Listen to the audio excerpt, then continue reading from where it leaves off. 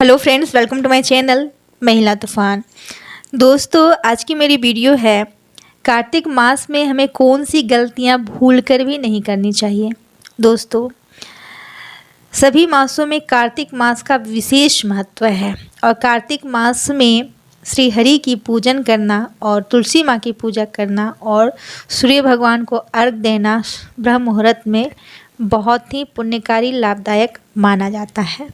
तो इस धर्म के कार्य से, पुण्य के कार्य से आप वंचित ना रहें, इसलिए मैं ये वीडियो बना रही हूँ। इस वीडियो से आपको अपने जीवन में ज़रूर बहुत लाभ मिलेगा और आपका जीवन में जितनी भी समस्याएं हैं उनका समाधान हो जाएगा। अगर कार्तिक मास में कार्तिक स्नान के जो नियम हैं और जो इस मास में हमें करना चाहिए उसको हम अच्छी तरह से फॉलो करते हैं और गलतियां नहीं करते हैं तो धन वृद्धि या भाग्य उदय या हमारा जीवन में जो भी हम चाहते हैं हम प्राप्त कर सकते हैं। तो चलिए आज की वीडियो हम शुरू करते हैं।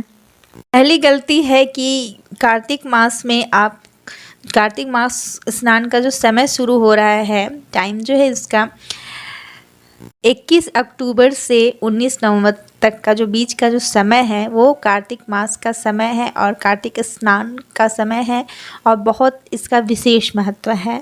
तो पहली गलती आप ये ना करें कि सूर्योदय के बाद मत उठे। कहने का मतलब आप लेट से मत उठे, ब्रह्म मुहूर्त में उठने की कोशिश करें। ब्रह्म मुहूर्त जो 3:30 से 5:30 का होता है, तो 3:30 से 5:30 के बीच में ही आप उठें और उठने के बाद श्री हरि का भजन करें, पूजन करें, उसके बाद तुलसी पूजन करें, उसके बाद सूर्य भगवान को अर्घ जरूर दे। तो ये कार्य करना आपको नहीं भूलना चाहिए। सूर्योदय से आपको पहले उठना ही है, उठना चाहिए। तो ये गलती आप कभी मत करें कि आप सूर्योदय होने के बाद उठें, इसका आप ध्यान रखें। दूसरा गलती मैं बोलूँगी कि तुलसी माता की पूजा करते समय सिंदूर मत लगाइए, क्योंकि कार्तिक मास जो होता है, स्नान का जो अभी समय चल रहा है या चलेगा 21 अक्टूबर से, तो उस समय तुलसी माता का जो कुंवारी तुलसी होती है उसकी पूजा होती है, छोटी तुलसी की पूजा होती है।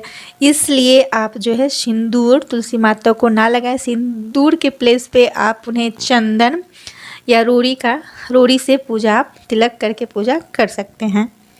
तीसरा एक बहुत सरल गलती है जो हम सभी करते हैं, आलस्य ना करें। कार्तिक मास जो 1 महीने का मास होता है सभी मासों में उत्तम है और इस मास में जो ब्रह्म मुहूर्त में स्नान करते हैं तो उन्हें जो तीर्थ में जाकर हम स्नान करते हैं, गंगा नदी में जाके स्नान करते हैं, तो उसका जो तीर्थ का जो फल प्राप्त होता है, हमें पुण्य प्राप्त होता है, तो वो कार्तिक मास में उस स्नान का जो नहाने का जो फल है वो उसके बराबर हमें मिलता है।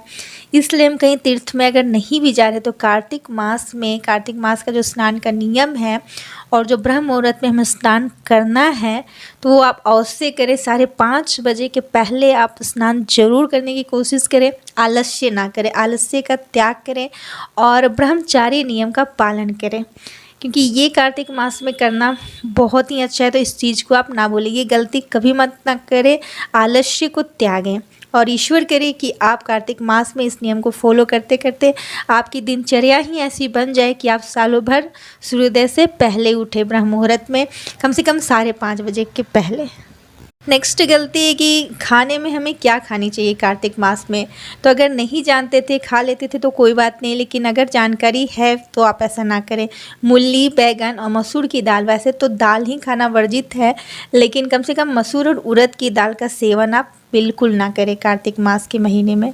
और नेक्स्ट गलती है कि सुबह उठने और स्नान करने के बाद जब हम पूजा पाठ करते हैं, भगवान श्री हरि की पूजा करते हैं, फिर तुलसी पूजन करते हैं, उसके बाद सूर्य भगवान को अर्घ देते हैं, तो उसके बाद आपको सोना नहीं है। जैसे अगर आप पूजा पाठ करने के लिए ब्रह्म मुहूर्त में उठ गए हैं 3:30 से 5:30 के बीच में, तो पूजा पाठ खत्म होने के बाद, संपन्न होने के बाद भी आपको सोना नहीं है, आपको जगे रहना है और अपना कार्य करते रहना है। आप दोपहर में सो सकते हैं लेकिन पूजा पाठ के बाद आप सोए नहीं। तो इस चीज़ का भी आपको ध्यान रखना है, ये गलती भी आपको भूलकर नहीं करनी है। और नेक्स्ट नियम है कि जिस तुलसी की हम पूजा करते हैं तो इस महीने कार्तिक मास में उसके पत्ते आपको नहीं तोड़ने चाहिए। तो सालों भर भी हम जिस तुलसी की पूजा करें उसके पत्ते नहीं तोड़ने चाहिए, लेकिन कम से कम इस मास में आप इस गलती को ना करें और इस बात का आप ध्यान रखें। और एक बात, कार्तिक मास में जिस तुलसी की हम पूजा करते हैं तो छोटी तुलसी की हमें पूजा करनी है, क्योंकि जिसमें फल फूल या बीज ना लगा हो, फूल फल ना लगा हो, वैसी तुलसी छोटी तुलसी। तो छोटी तुलसी अगर हमारे घर में नहीं, ऑलरेडी पहले से लगा हुआ तुलसी है, तो एक छोटी तुलसी का प्लांट आप कहीं से लेके अपने घर में लगाएं। और कार्तिक मास, पूरा मास जो है, स्नान का जो नियम है 21 अक्टूबर से 19 नवंबर तक, तो आप उसी तुलसी की पूजा करें और उसी तुलसी का तुलसी विवाह करें। उसके बाद उस तुलसी को मंदिर में दान करें, मंदिर में लगाएं। तो इस चीज़ का भी आप खास ध्यान रखें, छोटी तुलसी की पूजा करें। नेक्स्ट बात, नियम है जो इसका आपको भूलकर भी गलती नहीं करनी है, ध्यान रखना है कि छठ व्रत के बाद जब देव उठनी एकादशी का व्रत जो हम करते हैं या आता है, तो उसमें तुलसी जी का विवाह शालिग्राम जी से करवाते हैं, उसका विधिवत हम विवाह संपन्न करते हैं। तो अगर हम विधिवत पूजा नहीं कर पाते हैं या संपन्न विवाह नहीं करा पाते हैं, तो कम से कम उस दिन तुलसी माता को सिंदूर, बिंदी, चूड़ी अवश्य चढ़ाएं और दान दे, चुनरी भी हो सके तो चढ़ाएं, सुहाग की चीज़ें चढ़ाएं। और ये कार्य करना आप भूलें नहीं। और ब्राह्मण को भी उस दिन कुछ दान जरूर दें। कार्तिक मास में दान का बहुत महत्व है, तो आप ब्राह्मण को भी दान दें। और अन्न दान का महत्व जो है, अन्न दान सर्वश्रेष्ठ दान माना गया है। गौ दान, विद्या दान या जो भी दान हम करते हैं उसमें सर्वश्रेष्ठ दान अन्न दान माना गया है। तो इसमें आप केला भी दान कर सकते हैं, आंवले का फल भी दान कर सकते हैं। तो इसमें अन्न दान भी आप अवश्य करें, इस चीज़ को आप भूलें नहीं। और तुलसी माता को सुहाग की चीज़ें ज़रूर चढ़ाएं।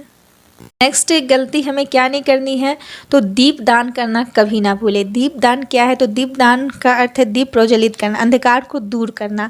तो दीप दान हमें कब करना है, तो हमें शाम के समय करना है या रात के समय, रात्रि में करना है, या ब्रह्म मुहूर्त में जब अंधेरा रहता है 3:30 से 5:30 के बीच में हमें करना है दीप दान। तो ऐसे तो दीप दान आप आकाश दीप दान कर सकते हैं, उसमें आपको खुले आसमान के नीचे दीप दान करना है। ये पितरों के लिए बहुत अच्छा माना जाता है। जो लोग ऐसा करते हैं तो उनके पितर जो पूर्वज जो होते हैं, वो जहाँ भी रहते हैं बहुत अच्छे से रहते हैं, उन्हें भी पुण्य प्रताप मिलता है। ऐसे सड़क के किनारे, नदी में भी दीप प्रज्वलित करके दान करने से बहुत पुण्य मिलता है। कार्तिक मास में धन धान्य की वृद्धि होती है, लक्ष्मी माता की प्राप्ति होती है। तो इसलिए दीप दान जरूर करें। अगर हम नदी में दीप दान नहीं कर पा रहे हैं तो कम से कम तुलसी प्लांट के नीचे दीप दान करें। ब्रह्म मुहूर्त में भी करें, शाम के समय भी आप कर सकते हैं दीप दान। पीपल के वृक्ष के नीचे करें, आंवले के वृक्ष के नीचे करें, शनि देव के वृक्ष के नीचे करें, शनि वृक्ष के नीचे करें। तो इस तरफ भी आप दीप दान जरूर करें। दीप दान का कार्तिक मास में बहुत महत्व है, तो इस चीज़ का आप ख्याल रखें। भूल कर भी दीप दान करना भूले नहीं इस कार्तिक मास में। कार्तिक मास में अमावस्या का जो दिन होता है, उस दिन आप तुलसी पूजन का तो कार्तिक मास महीने में बहुत अधिक महत्व है, हमें करना ही चाहिए, विधिवत करना चाहिए। दीपदान भी तुलसी माता को करना चाहिए, शाम के समय में या सुबह के समय में भी हम कर सकते हैं। रविवार को भी कार्तिक मास में हम तुलसी माता का पूजन कर सकते हैं, जल वगैरह सब चढ़ा सकते हैं और अच्छे से पूजन हम कर सकते हैं। बस हमें चंदन लगाना है सिंदूर के प्लेस पे या रोड़ी लगानी, इस बात का आप ध्यान रखें। तो उस दिन आप तुलसी माता को कच्चा दूध अवश्य चढ़ाएं, अर्पित करें। इससे भगवान विष्णु की आशीर्वाद तो प्राप्त होता ही है, साथ ही साथ कुबेर भगवान और लक्ष्मी माता की कृपा भी हमें मिलती है। तो ये कार्य आप करना ना भूलें। नेक्स्ट नियम है भूमि पर सोने का नियम, ब्रह्मचर्य का पालन करना। भूमि पर सोने से साइंस के अनुसार भी जैसे कि हमें सात्विक मन होता है और भगवान की ओर हमारा मन लगता है, मन जाता है। तो भूमि पर खाना या भूमि पर सोना बहुत अच्छा माना जाता है। तो इसलिए हमें ब्रह्मचर्य का नियम का पालन करते हुए इस मंथ में हमें भूमि पर सोना चाहिए।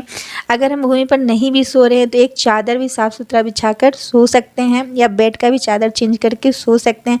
कुछ हमें फल अवश्य मिलेगा। और हमें जप करना चाहिए, श्री हरि का जप करना चाहिए, गायत्री मंत्र का जप करना चाहिए, तुलसी पूजन करना चाहिए, इससे हमें बहुत लाभ मिलता है।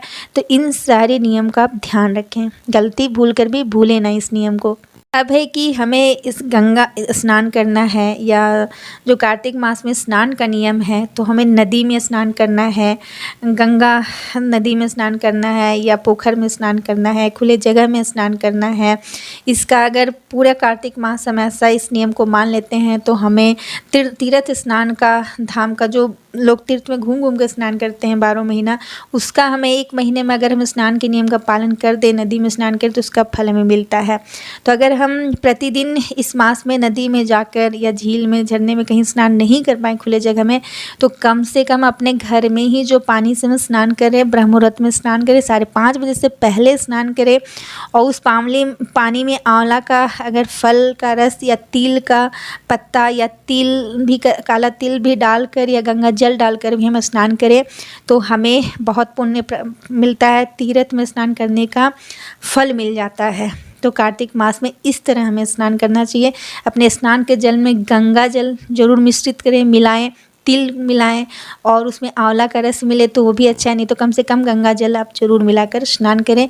आपको तीर्थ धाम में स्नान करने का फल प्राप्त होगा। तो इस मौका को आप हाथ से जाने ना दें। अगर नहीं जानते हैं इस नियम को तो कोई बात नहीं, अब अगर जान गए हैं तो इस नियम का पालन करें, भूल कर भी इस नियम को छोड़े नहीं, और अपने भाग्य उदय के लिए काम आप ज़रूर करें। तो जो गलती हमें नहीं करनी या नियम का पालन हमें करना है तो वो कौन सा नियम है?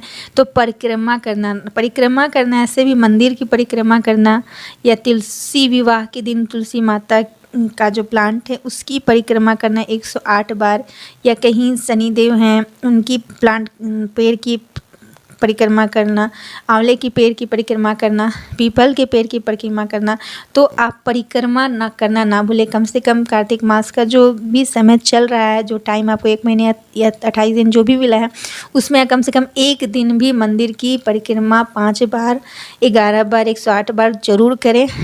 ये तुलसी माता की भी परिक्रमा आप कर सकते हैं, तो ये कार्य करना भी आप ना भूलें। तो आज की वीडियो में बस इतना ही। वीडियो अच्छी लगी हो तो लाइक करें, शेयर करें, कमेंट करें, मेरे चैनल बने तो सब्सक्राइब करें।